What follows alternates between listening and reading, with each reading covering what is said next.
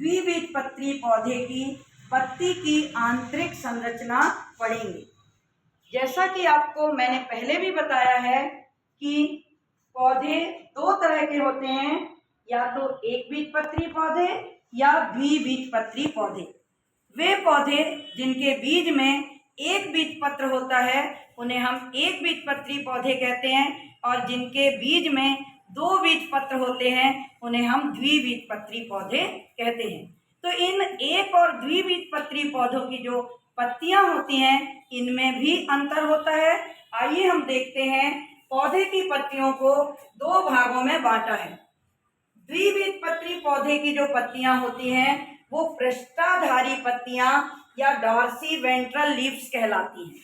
किसकी पत्तियों की बात कर रहे हैं? चना मटर जैसे द्विबीजपत्री पौधों की पत्तियां पृष्ठाधारी पत्तियां या डॉर्सी वेंट्रल लीव कहलाती हैं, अर्थात इन पत्तियों की ऊपरी और निचली परत अलग अलग होती है, इसीलिए इनका नाम है पृष्ठाधारी या डॉर्सी वेंट्रल, अर्थात डॉर्सल तरफ अलग और वेंट्रल तरफ अलग। दूसरी जो पत्तियां होती हैं वो समद्विपार्श्वीय पत्तियां कहलाती हैं। ये पत्तियां एक बीजपत्री पौधों में पाई जाती हैं। समद्विपार्श्वीय पत्तियां यानी जिनकी ऊपर की और नीचे की दोनों परत एक समान हो, तो ऐसी पत्तियां समद्विपार्श्वीय पत्तियां कहलाती हैं, या इन्हें हम आइसोबाइलेटरल लीव्स भी कहते हैं। आइए अब हम आज डॉर्सी वेंट्रल लीफ अर्थात ऐसी पत्ती की संरचना पढ़ेंगे जिसकी ऊपरी और निचली परत अलग अलग है। तो आज हम पढ़ रहे हैं टीएस ऑफ डाइकॉट लीफ। ये जो डायग्राम आप देख रहे हैं ये है एक द्विबीजपत्री पौधे की पत्ती की अनुप्रस्थ काट। इस पत्ती में सबसे ऊपर की ओर हमको ये जो लेयर दिखाई दे रही है ये है अपर एपिडर्मिस। कौन सा भाग है ये? Upper epidermis. सबसे ऊपर वाली लेयर को हम अपर एपिडर्मिस कहते हैं। इसकी कोशिकाएं पैरेन्काइमेटस होती हैं। इनके पास ना तो क्लोरोप्लास्ट है और ना ही स्टोमेटा है। आपको यहाँ कहीं पे भी इनमें क्लोरोप्लास्ट या स्टोमेटा नहीं दिख रहा होगा, लेकिन इनके ऊपर एक पतली पर्स दिख रही है जिसे क्यूटिकल कहा जाता है। तो इस तरह से हमने देखा ऊपर वाला भाग अपर एपिडर्मिस और उसके ऊपर क्यूटिकल की परत। अब हम नीचे वाला भाग देखते हैं, इसे हम लोअर एपिडर्मिस कहते हैं। क्या कहते हैं इसे? Lower epidermis. हाँ, निचली बाह्य त्वचा या लोअर एपिडर्मिस कहते हैं। और लोअर एपिडर्मिस की कोशिकाएं भी ढोलक के आकार की हैं। इनके ऊपर भी ये क्यूटिकल का आवरण है, परंतु इसकी एक विशेषता है, इनके पास स्टोमेटा पाए जाते हैं। ये बीच बीच में कुछ रंध्र दिख रहे हैं जो स्टोमेटा कहलाते हैं, और इसी से ये पत्तियां गैसों का आदान प्रदान करती हैं। तो हमने एक द्विबीजपत्री पत्ती की अपर एपिडर्मिस को देख लिया, लोअर एपिडर्मिस को देख लिया। अब हम इसका बीच वाला भाग देखेंगे। तो पूरा भाग हम जब देख रहे हैं तो यहाँ हमको बीच में ये मीजोफिल या पर्ण मध्योतक दिखाई दे रहा है। क्या दिखाई दे रहा है? मीजोफिल या पर्ण मध्योतक। और इस पर्ण मध्योतक वाले भाग में दो प्रकार की कोशिकाएं दिख रही हैं। देखिए आप यहाँ पे ये दो प्रकार की कोशिकाएं हमें दिखाई दे रही हैं। पूरी पत्ती दिखे तो ये इसमें ये वाला भाग क्या कहला रहा है? ऊपर की कोशिकाएं स्तंभ या खंबे के आकार की हैं, और नीचे की कोशिकाएं गोलाकार हैं जिनके बीच बीच में कुछ अवकाश या खाली स्थान दिख रहे हैं। तो हम इस मीजोफिल या पर्ण मध्योतक को दो भागों में बांटते हैं। कौन से दो भाग हैं? पहला भाग है ये पेलिसैड पैरेन्काइमा। पहला भाग क्या है? पेलिसैड पैरेन्काइमा, जो कोशिकाएं हमें खंबे के आकार की दिखाई दे रही हैं और इनके पास क्लोरोफिल भी है। दूसरी कोशिकाएं ये जो गोलाकार दिखाई दे रही हैं इनका नाम है स्पॉन्जी पैरेन्काइमा। इनको स्पॉन्जी पैरेन्काइमा क्यों कहा? क्योंकि इनके बीच बीच में अंतराकोशिकीय अवकाश है। देखो खाली जगह दिख रही हैं, तो इन खाली जगहों को अंतराकोशिकीय अवकाश कहते हैं। तो इस तरह से ये जो मीजोफिल ऊतक है इसकी कोशिकाओं के दो भाग हैं। पहला पेलिसैड पैरेन्काइमा और दूसरा स्पॉन्जी पैरेन्काइमा।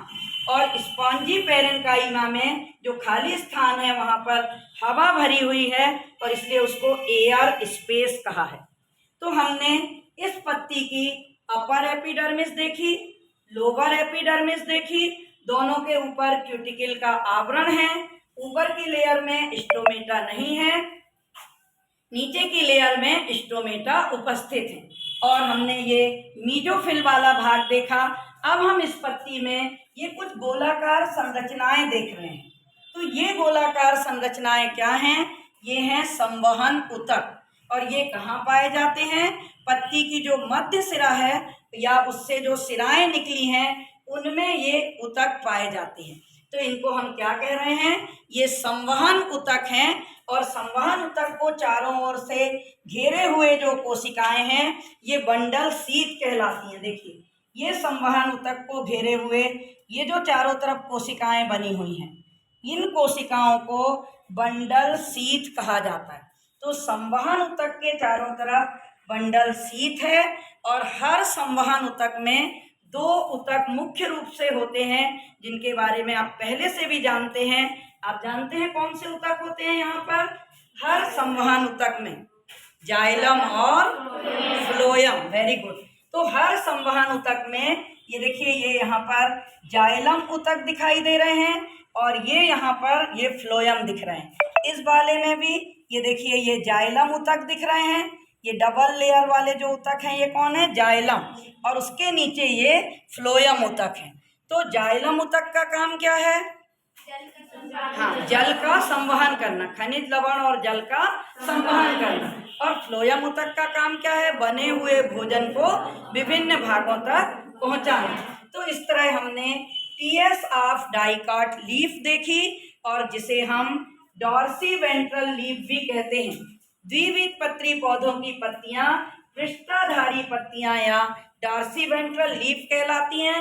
इन पत्तियों में अपर और लोअर एपिडर्मिस, बीच का ऊतक मीजोफिल या पर्ण मध्योतक जो दो भागों से बना है, पेलिसैड पैरेन्काइमा और स्पॉन्जी पैरेन्काइमा।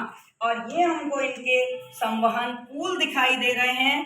इन संवहन पूल में किनारे की तरफ बंडल शीथ और बीच में जाइलम और नीचे फ्लोएम ऊतक हैं।